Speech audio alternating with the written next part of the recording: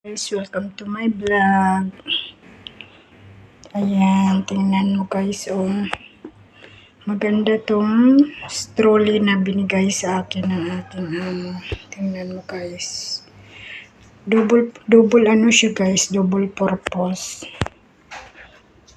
Pwede ring may isang bata na makaupo dito sa likod.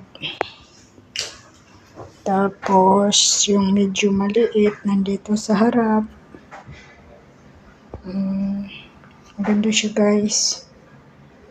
Ayan.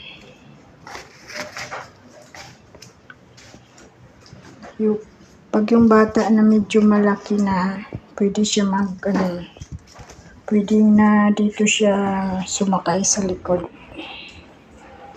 Ito, mabigat nga lang siya guys. Thank you talaga sa mabait kong amo.